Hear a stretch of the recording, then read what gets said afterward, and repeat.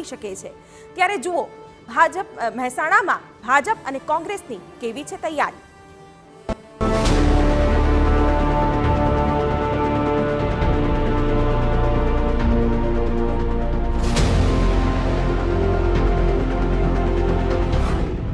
મહેસાણામાં કોણ હશે ઉમેદવાર?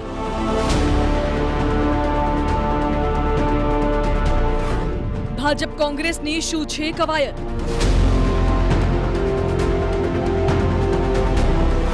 કેવી રીતે જીતાશે ચૂંટણી મહાસંગ્રામ?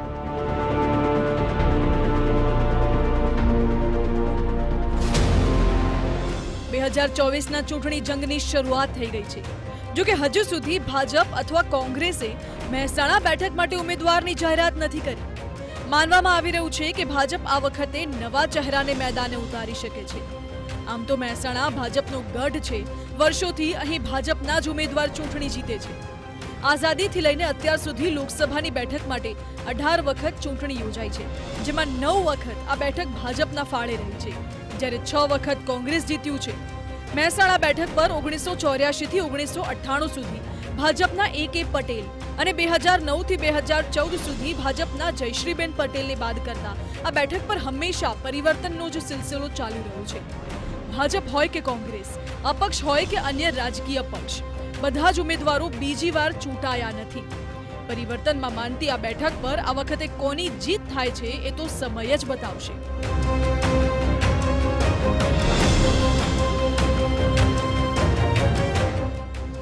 મહેસાણામાં પટેલ જૂથનો પ્રયાસ છે કે કોઈ નવા ચહેરાને ટિકિટ મળે। એ જ કારણ છે કે ગુજરાતની વધુ પડતી બેઠકો પર નામનું એલાન કરવા છતાં મહેસાણામાં ઉમેદવારની જાહેરાત નથી થઈ। બીજી તરફ ઉમેદવારની પસંદગીને લઈને કોંગ્રેસ પણ મંથન કરી રહી છે। વર્ષ 2019ની લોકસભા ચૂંટણીમાં ભાજપે 2,81,000 કરતાં વધારે મતથી લીડ મેળવી હતી।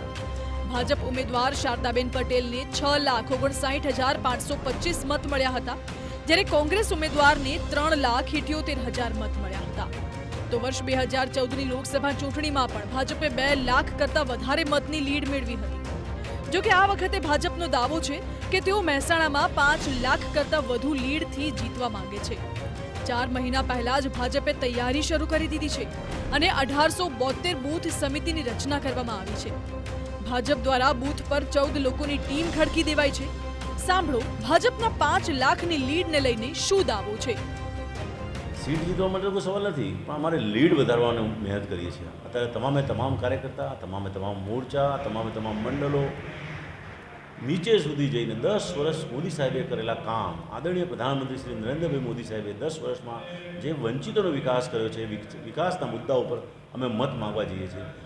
દરેક જેને લાભ લીધો છે, એક ઘરમાંથી 3 લાભ, 4 લાભ, 5 લાભાર્થીઓએ કેન્દ્ર સરકારની વધારેમાં વધારે 7-8 લાભ પણ લીધેલા છે। એવા લોકોનો સંપર્ક કરી અમે વાત કરીએ છીએ, તમારા જીવનમાં જે બદલાવ આવ્યો છે, શું તમે એવું માનો છો કે નરેન્દ્રભાઈ મોદીના કારણે આવ્યો છે? ત્યારે મતદાતા સ્પષ્ટ રીતે કહે છે કે હા, આ મોદી સાહેબનું ભલું થજો, અમને આવી રીતે અમને ગરીબી અમેથી બહાર લાવ્યા। આજે ભારતમાં 25 કરોડ કરતાં વધારે લોકો ગરીબાઈ રેખાથી ઉપર આવ્યા છે, ત્યારે વિકાસના મુદ્દા ઉપર અમે ચૂંટણી લડવા જઈ રહ્યા છીએ। એક તરફ ભાજપ હારવાની કોઈ પણ ચિંતા રાખ્યા વગર સીધી લીડ વધુ લાવવાની વાત કરી રહ્યું છે, ત્યારે બીજી તરફ મહેસાણા કોંગ્રેસ સંગઠન મજબૂત હોવાની અને કસાયેલા કાર્યકરો સાથે કોંગ્રેસ મેદાનમાં ઉતારી જીત માટે દાવો કરી રહ્યું છે।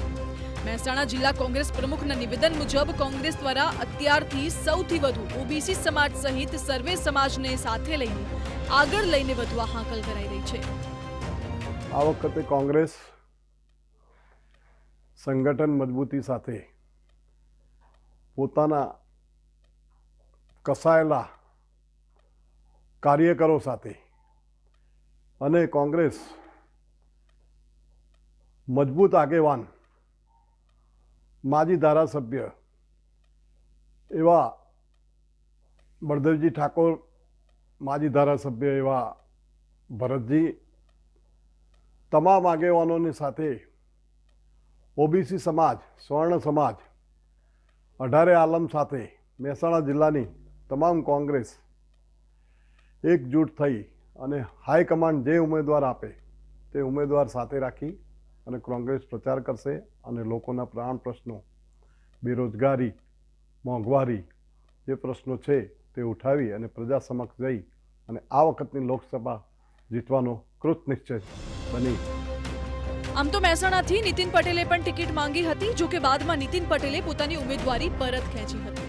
ત્યારે ભાજપ કોણે મહેસાણાથી મેદાનમાં ઉતારશે તેના પર સૌની નજર છે. આ વચ્ચે આપને મહેસાણા બેઠકનું જાતિગત સમીકરણ શું છે તે બતાવીએ. મહેસાણામાં 22.6% પાટીદારો છે, 15.8% ઠાકોર સમાજના લોકો વસે છે, 12.9% સવર્ણ લોકો છે, 2.3% ક્ષત્રિય, 3.4% ચૌધરી સમાજ, 5.6% મુસ્લિમ સમાજ, જ્યારે 11.7% દલિત સમાજના લોકો છે. મહેસાણામાં પાટીદાર સમાજની બહુમતી છે, જેથી માનવામાં આવી રહ્યું છે કે ભાજપ કોઈ પાટીદાર ઉમેદવારને જ મેદાને ઉતારશે. કોંગ્રેસ પણ પાટીદાર ચહેરાને મહેસાણામાં ઉમેદવાર બનાવી શકે છે. મહેસાણાના ચૂંટણી જંગને પાટીદાર વિરુદ્ધ પાટીદારનો જંગ બનાવવાનો પ્રયાસ કરી શકે છે. મહેસાણાથી મનીષ મિસ્ત્રી સાથે બ્યુરો રિપોર્ટ, TV9. તો શું નવસારીથી